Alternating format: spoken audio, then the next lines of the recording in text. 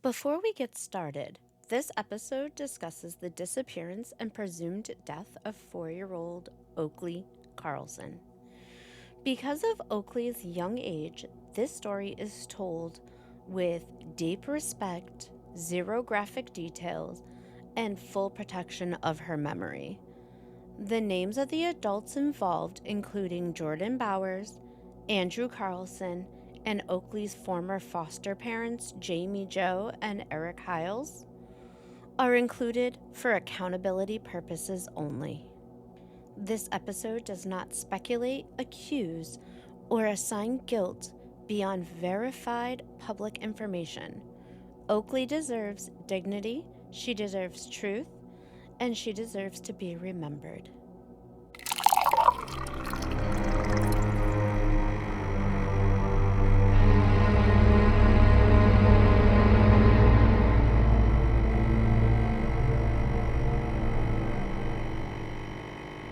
Welcome back to Caffeine, Chaos, and Cuss Words, episode 11.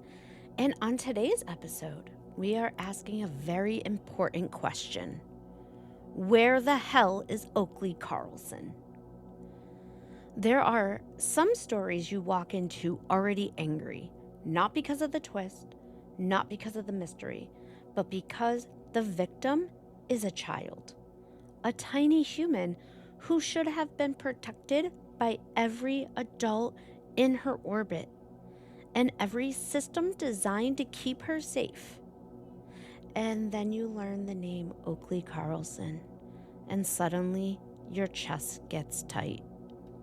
Oakley wasn't a headline. She wasn't a case number. She wasn't a where is she now mystery for internet armchair detectives. She was a 4-year-old little girl who loved dancing, swimming, and being held by the people who made her feel safe. Oakley was born in 2017 in Washington State. She had big eyes, a bright smile, and that toddler energy that makes you feel like you're watching a tiny sun with legs. People who knew her described her as sweet and full of life, the kind of kid who lights up a room without even trying. But from the very beginning, Oakley's world was unstable. CPS and DCYF involvement started early. There were 14 referrals over the years. 14! That is not a typo or a misprint or a figure of speech. That is her reality. That's not a maybe something is wrong. That's a screaming alarm that somehow kept getting snoozed. A later fatality review found that 6 of those warnings were never even investigated. 6! Uninvestigated, ignored, filed away like fucking junk mail. When little Oakley was around 7 months old, she was placed with foster parents Jamie Joe and Eric Hiles. And by every account, this was the first time in her little life that she had experienced stability. She loved dancing, she loved swimming, she loved being held, she just loved being safe. And for nearly 2 years, Oakley thrived in their home. But the system, the same system that ignored red flags, decided that she should be reunified with her biological parents, Jordan Bowers and Andrew Carlson. Reunification can be beautiful when it's done responsibly, but in Oakley's case, it was rushed. It was poorly monitored, and it was done against the recommendations of people who actually knew her. DCYF caseworkers tried twice to stop the reunification, but the courts pushed it through anyways. The last confirmed sighting of Oakley by someone outside of her immediate family was in February 2021, but she wasn't even reported missing until December of 2021, 10 months later. Here's how the alarm finally got raised. A school principal noticed something was wrong.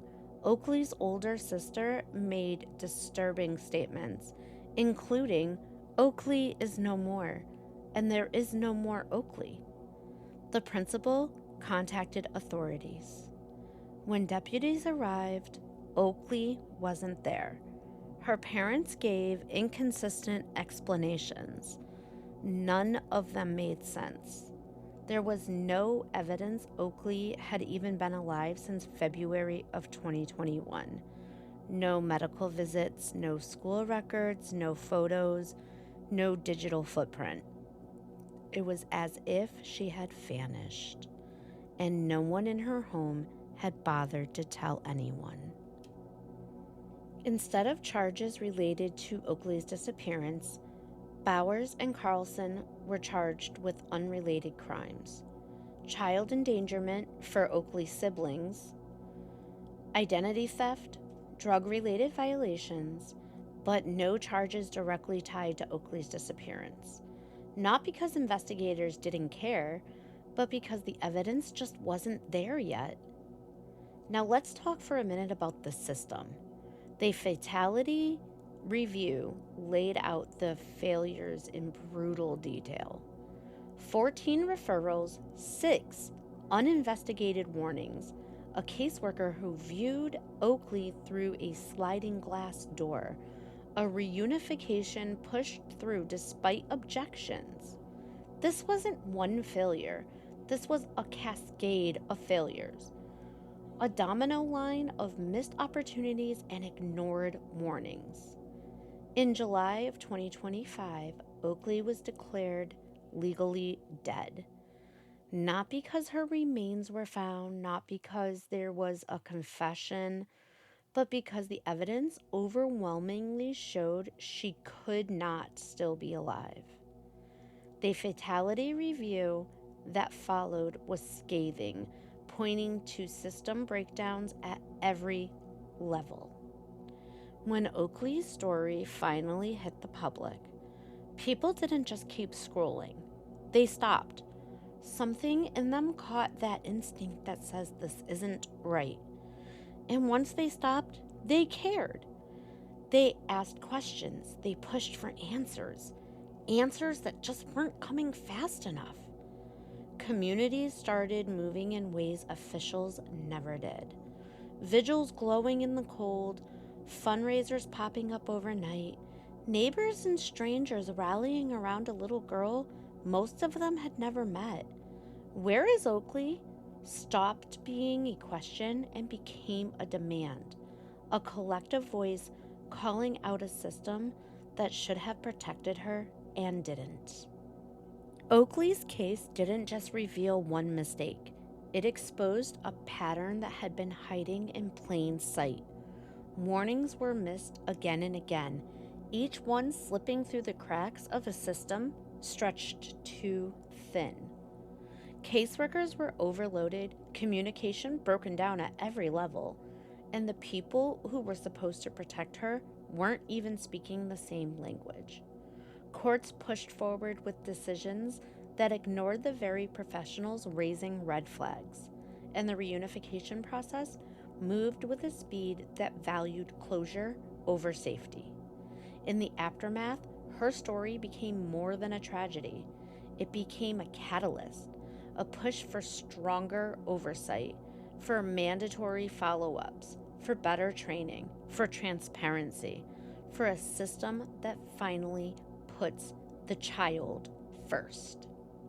Before we close tonight, I want to bring us back to Oakley, not the case file, not the hearings, not the adults who failed to protect her.